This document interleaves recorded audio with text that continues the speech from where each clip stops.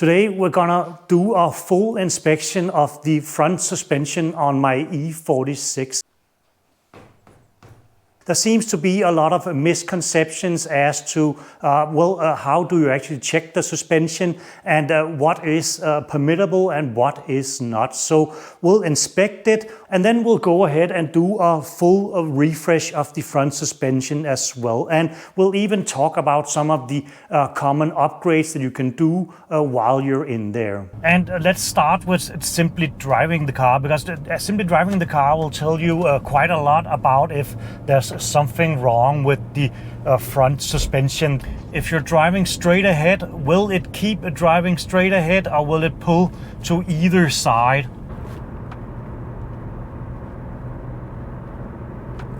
Also, is the steering wheel centered in the middle or is it slightly off to one side or another?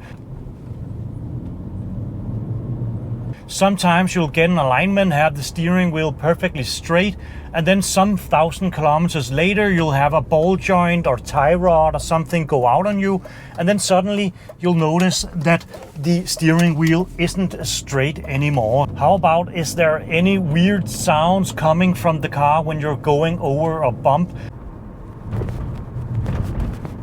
How about if you do a little braking, will it pull to either side? Will there be any shimmy in the steering wheel? Driving fast, will there be any shaking in the steering wheel? How about a play in the actual steering wheel?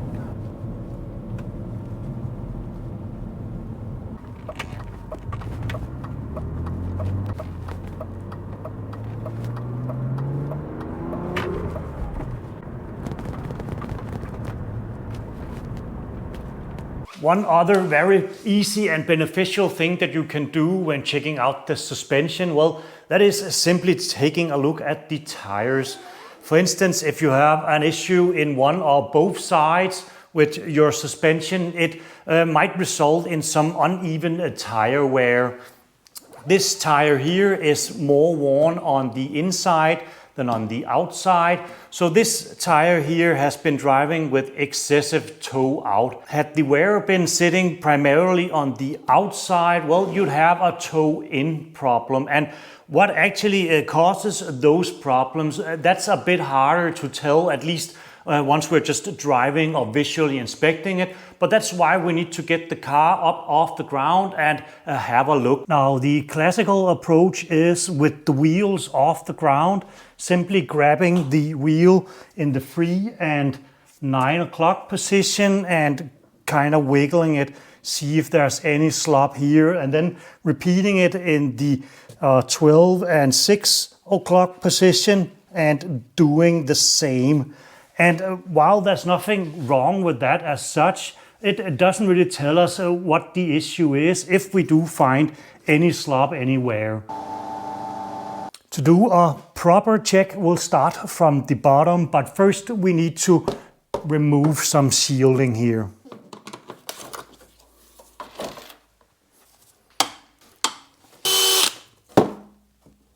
Now we have access and, well, the wheels are off the ground, which maybe half the test that we can do is with the wheels off the ground. And we'll start with the control arm right here.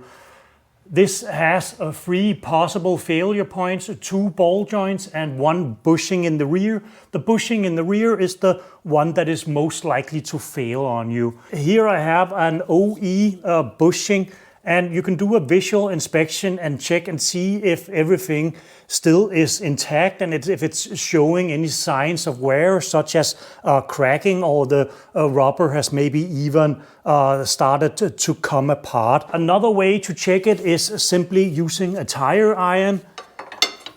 Place it somewhere where you can put some leverage on the actual bushing and see if there's any excessive movement.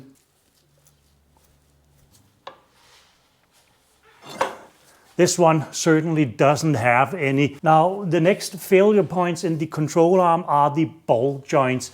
If they're really, really bad, well, if you grab the wheel by top and bottom, you can sometimes kind of wiggle it around and see the ball joint actually move. If it isn't moving, that doesn't mean it's not defective though. You can try and grab a big ass plier.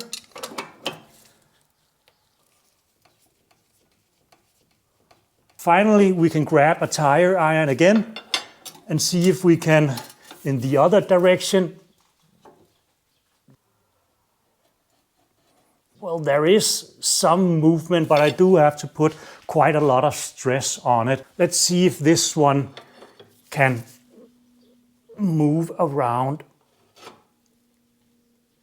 Doesn't seem to be any movement.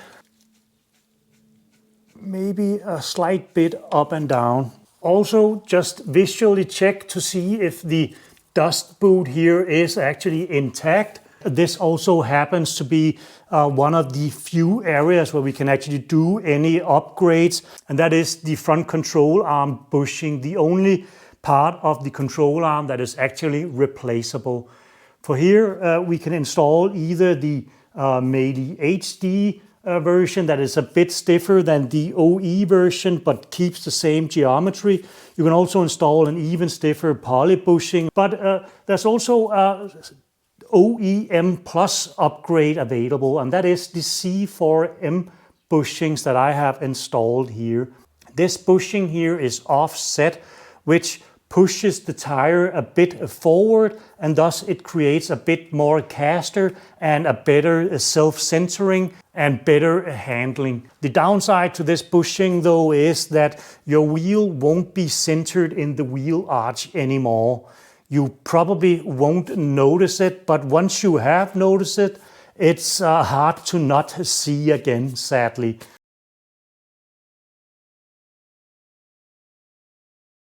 Next up, we have the inner and outer tie rods here. A very common misconception that I see is that if you can do like this, wiggle it around a bit, well, that it's then defective. That's not true. Simply doing like this won't really tell you anything. We'll have to do the 3 and 6 o'clock position while we check if the ball joints are actually moving. And to make it a little bit easier on ourselves, well, we're gonna remove the boot here so we have access to both the inner and outer ball joint.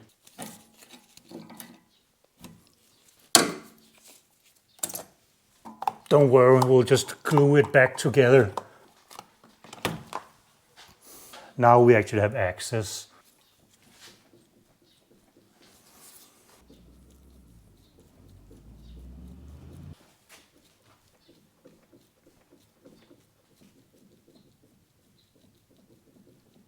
Nope, just the rack itself. Now this is a bit more tricky to diagnose or check, if you will, because BMW says that you'll have to do it with the car started. And I'll just share a screenshot why that is, because it's a bit difficult to explain. But essentially, if there's no hydraulic pressure from the servo pump, well, inside the spindle in here, well, there will be some movement available, which there won't be once there's actually oil pressure. One thing we can check with the wheels off the ground still though, that is the steering guibo or the steering linkage, so to say. Here you just want to do a visual check to see if this rubber coupling here is intact and everything is looking nice and no dry rot and so on. But you can also grab with an arm and try and spin like this and see if this part of the steering linkage moves without actually having this part of the rack moving. Let's go ahead and start the car and see how it behaves. There's a tiny bit of amount of play, but this is really not bad.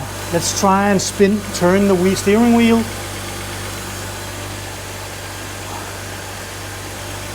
And then we'll check in this position.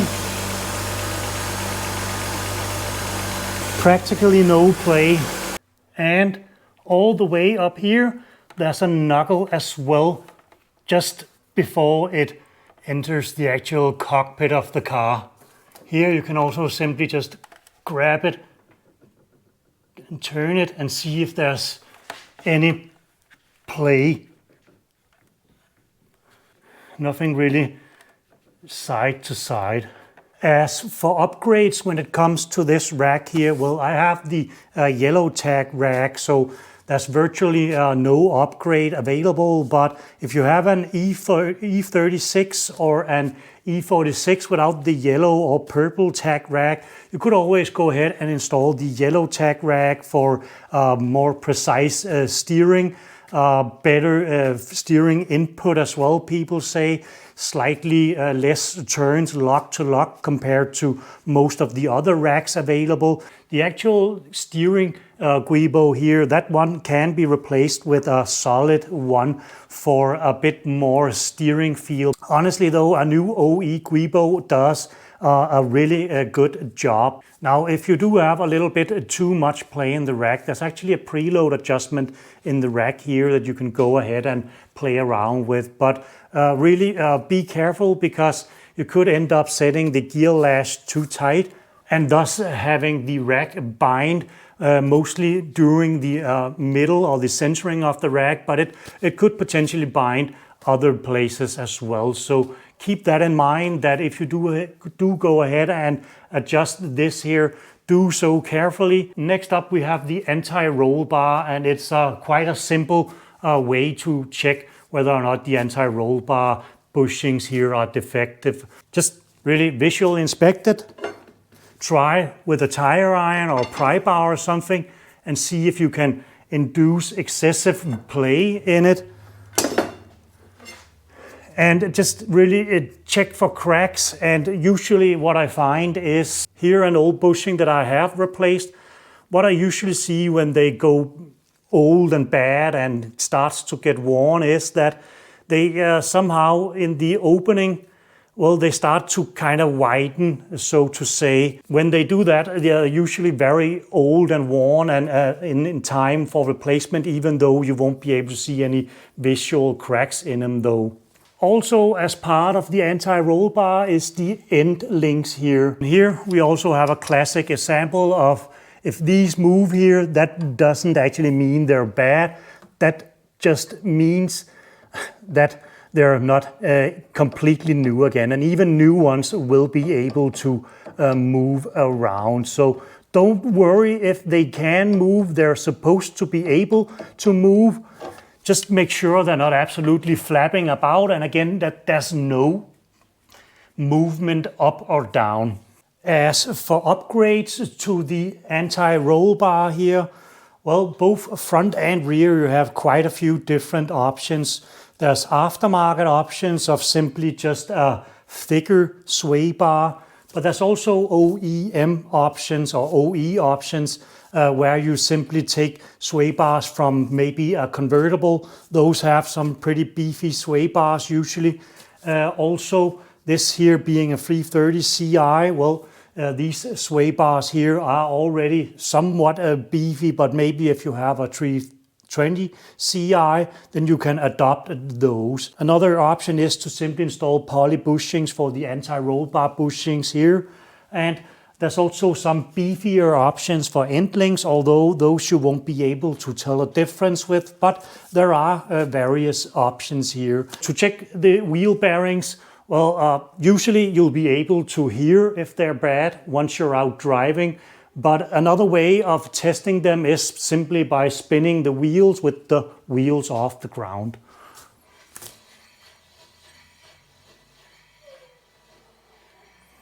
No abnormal sounds there. And no abnormal sounds here. No. This, though, can sometimes be confusing, because what you can hear is the brake pads against the brake disc.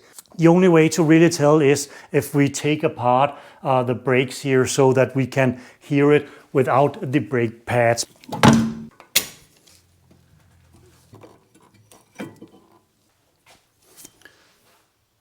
No abnormal sounds. Do this for both sides if you want to make sure that you don't have a wheel bearing issue. But again, if there's no noise, if there's no play, well, most likely your wheel bearings are fine. And for the shocks here, the easiest way to tell is simply driving the car, because once they go bad, well, they loosen their ability to actually dampen the various shocks you might encounter. So going over a speed bump with the shocks working, the car will kind of settle very quickly and go on its way, whereas once the shocks are shot, well, it kind of floats, or should I say, it takes a bit more for it to actually stabilize and start going without bouncing around. Another surefire way to tell if they're bad is, well, are they leaking? Sometimes they'll visually start to leak and they'll pick up various dirt in that leaky area, so it's usually very easy to see as well. Also, just check that the springs are intact, that there's no part of the spring broken off. Usually they'll break off in the lower part, because that's where water and dirt tend to build up and start the corrosion. Check that the pads for the springs are intact as well.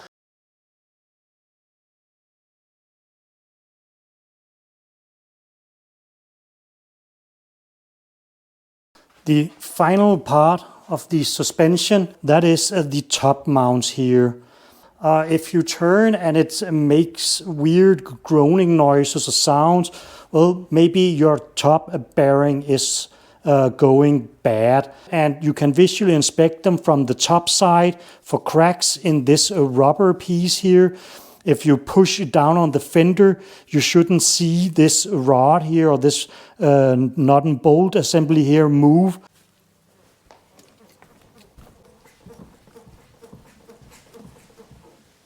Here we also have one upgrade available. Well, there's actually several, but an OEM upgrade is to go for the 325iX mounts out of an E90, because those lower the car ever so slightly, and they even have a slightly longer mounting bolt here, which means there's a bit more room to install, for instance, a cross brace. You can always go with adjustable mounts as well. I don't have any experience with those, but there are definitely different options available for upgrades here as well.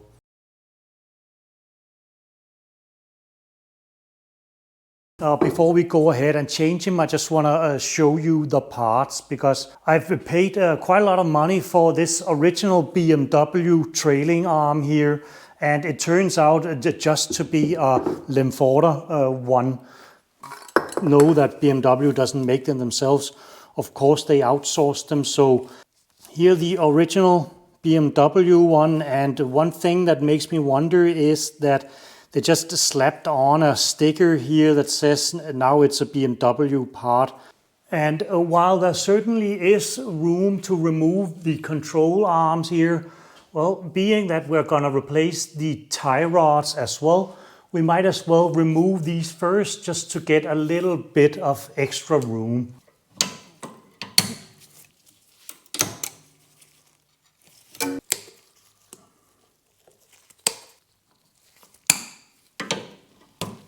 I don't have the correct size of 34 to release this here.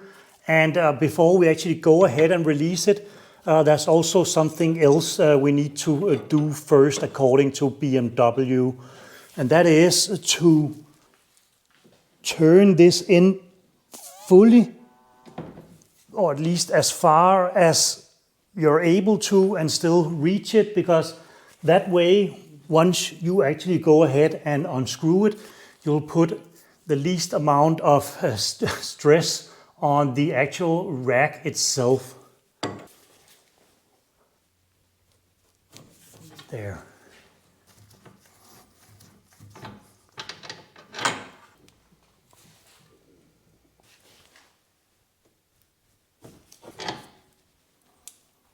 Now for the outer end here, a size 19 will do, but sometimes they start turning in the housing down here. In that case, you'll need a size 5 umbrago to hold it a size 5, a hex, I believe it's called maybe.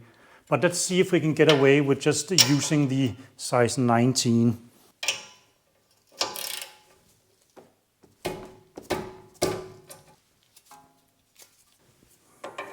And then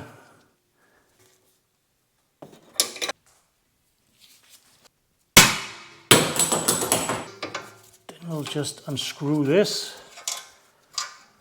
And now this one is off.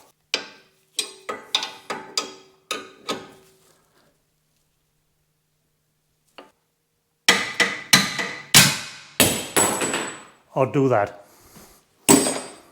With the tie rods out of the way, now we can focus on the actual control arm. And BMW says to do the outer one first, remove that, then the inner one, and then finally the actual rubber mount here in the back. But the cars equipped with xenon headlights, I believe, all have this level sensor here, so this one will need to remove as well. And I like to install this again so that it doesn't get away from me. Let's see, in this instance a size 18, and we'll just use the old trick of extending, jam in a screwdriver here for leverage and release it. Something like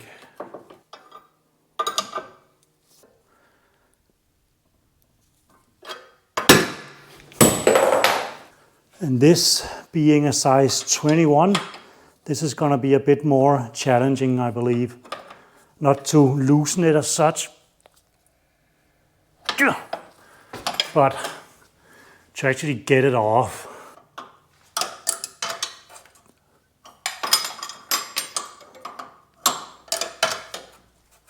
And here comes the tricky part, because BMW now says to smack this end here with a plastic hammer until it comes off.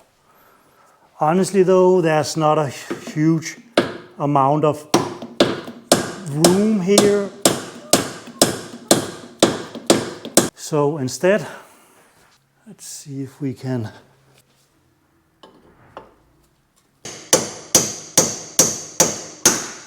there. Size 16. There.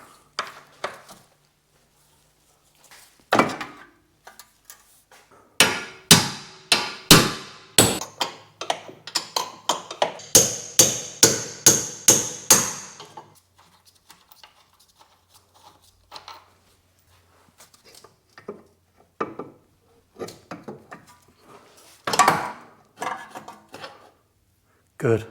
Before we actually install the new control arms here, BMW has a certain procedure we need to follow, because if not, they at least claim that it will accelerate wear on this bushing here. Somewhere around here. That's where the bushing should sit.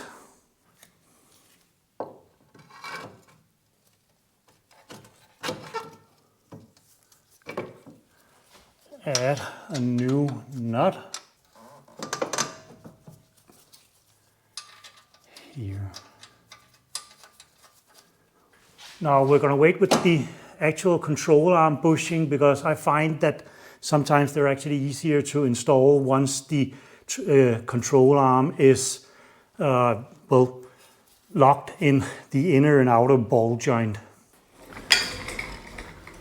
One thing BMW does recommend is putting pressure on the underside of the ball joint so that it sits more firmly in the ball, and thus it won't turn once you start tightening this one up here. This one here is to be tightened 90 Newton meters, whereas this outer one is 65.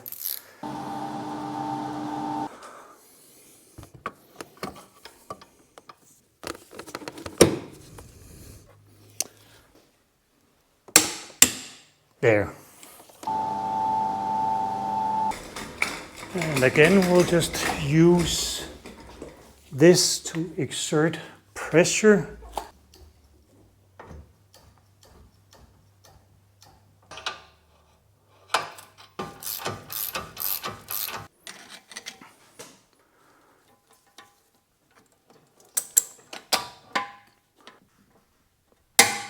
There.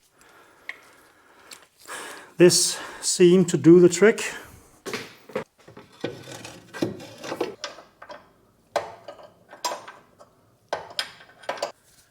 It's pointing in a direction where there simply isn't room due to the engine mount here.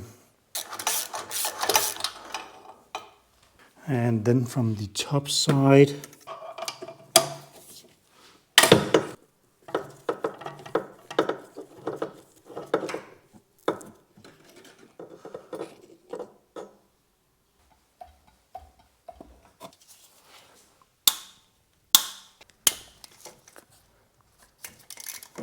I should raise it a little. There.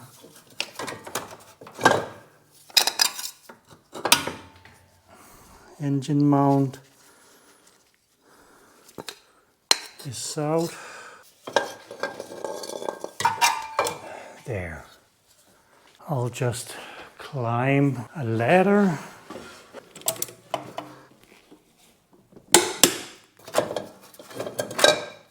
And with that sorted, we can install the engine mount again.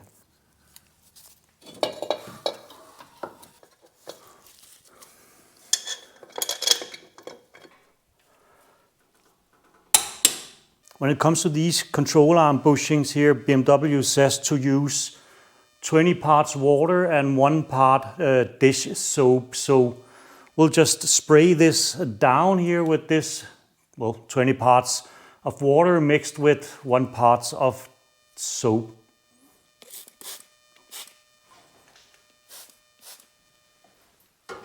And sometimes you can even install them by hand. Let's see if I'm strong enough.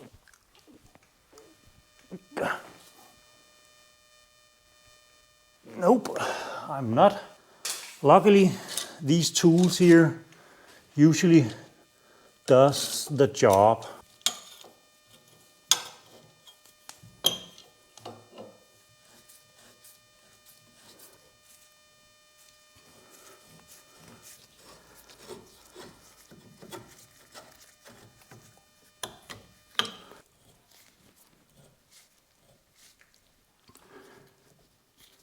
Let's see if that was enough.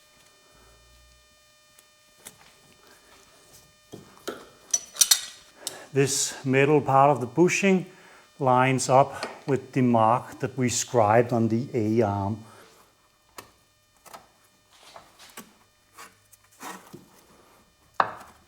And then tighten them 59 Newton meters.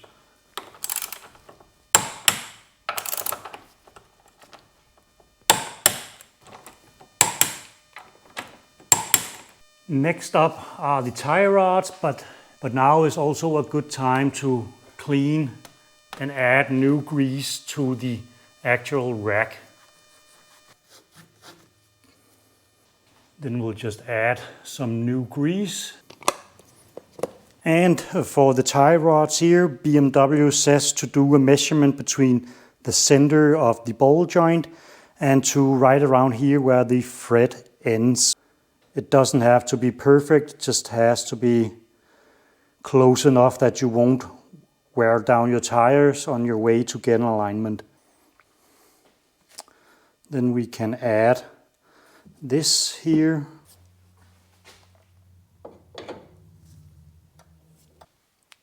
And this one is supposed to be tightened 100 Newton meters, but I simply don't have the tools to actually do that, so I'll have to just do it by hand. Yeah, there, that's 100 Newton meters. Add this little guy here.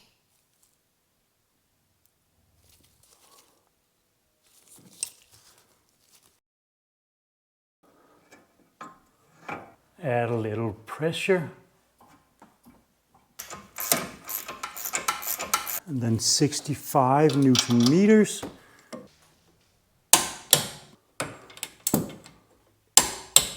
All right, so I'm sorry, but I don't have the footage with audio showing how to replace these end links here. But my microphone is doing weird stuff all the time, cutting in and out. I don't know what's going on, but what I can tell you about changing these end links here, which is the final part, well, that is that the only thing BMW does actually mention is that these are not supposed to be turning in their sockets once you either uninstall them or more critically install them. So you'll have to get a tool here, in this instance a size 15, and hold it here while tightening it down to 65 Newton meters, top and bottom. But that leads us to the next, well, at least something that I find interesting. Now we have replaced all the end links and the tie rods, inner and outer, and new ball joints. So will there be any play, or has any of the play that we found, the tiny amount of play that we did find before, has that now been erased? Let's find out. First, here we didn't really find anything, and that seems to be the case again. Then let's check the control arms. Now, before we were actually able to, by adding leverage here, we could actually get the old ball joint to move, even if it was ever so slightly, but there was some downwards movement. Let's try again. It actually seems to be gone now. Nope. It actually is improved. Exciting. Here is some, but that has to be able to move. It's not a solid bushing.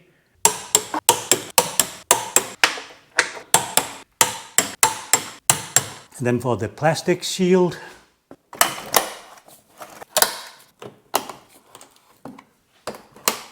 pretty cool, honestly. And now we really only need to slap on some wheels, torque them to specs, and then we need to do a steering angle sensor alignment. Maybe seems like there's a tiny bit less play. Let's get an alignment done.